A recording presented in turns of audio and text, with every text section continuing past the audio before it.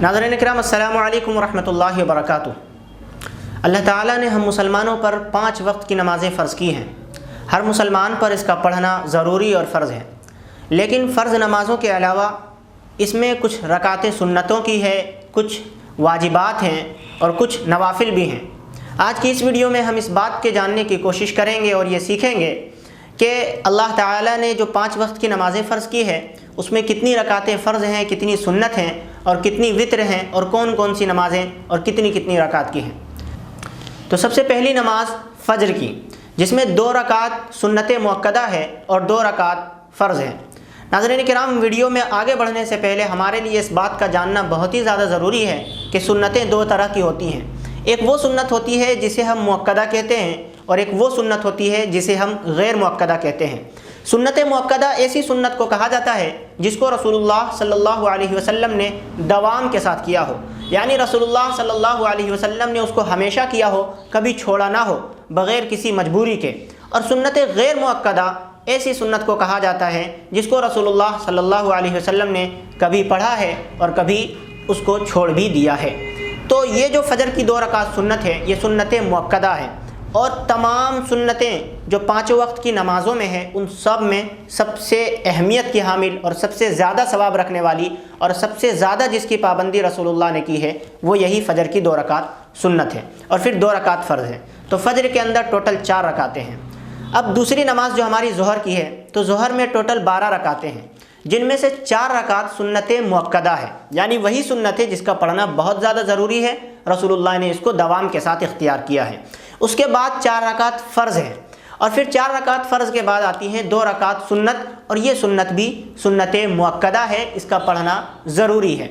और फिर 2 रकात नफ़ल है, जिसको आप पढ़ें तो सवाब है और ना पढ़ें तो कोई हरज नहीं है, लेकिन इंसान को अगर कोई काम ना हो, कोई ज़रूरत ना हो तो इसे पढ़ लेना चाहिए। अब आते हैं तीसरी नमाज की तरफ, यानी असर की नमाज। असर की नमाज की टोटल 8 रकातें हैं, जिनमें से 4 रकातें सुन्नत गैर मुअक्कदा है, यानी ऐसी सुन्नत जिसको रसूलुल्लाह ने कभी पढ़ा और कभी छोड़ भी दिया है।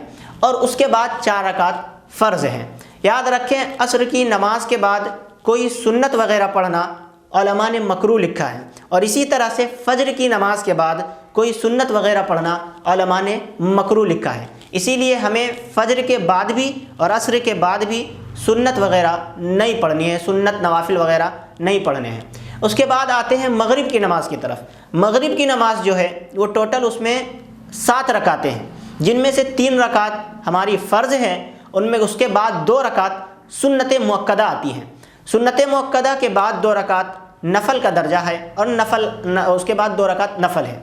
अब इशा की नमाज को अगर हम देखें तो इसमें टोटल 17 रकातें हैं, जिन 17 रकातों में सबसे पहले जो 4 रकातें हैं वो 4 रकातें सुन्नत गैर मुअक्कदा हैं, और उसके बाद जो 4 रकातें हैं वो फ़र्ज़ हैं, और उसके बाद 2 रकातें हैं जो सुन्नत मुअक्कदा है, यानी इसका पढ़ना बहुत ज़्यादा ज़रूरी है। और उसके बाद 2 रकात नफ़ल है, और फिर 3 रकात वित्र है जो कि वाजिब है, इसका पढ़ना भी बहुत ज़्यादा ज़रूरी है। फ़र्ज़ के बाद वित्र का दर्जा आता है और वित्र के बाद सुन्नत मुअक्कदा का दर्जा आता है, फिर सुन्नत मुअक्कदा के बाद सुन्नत गैर मुअक्कदा और नफ़ल और मुस्तहब्बात वग़ैरह का। उसके बाद यानी वित्र की 3 रकात के बाद 2 रकात नफ़ल नमाज हुई। तो टोटल इशा की नमाज जो हो गई वो 17 रकातें हो गई।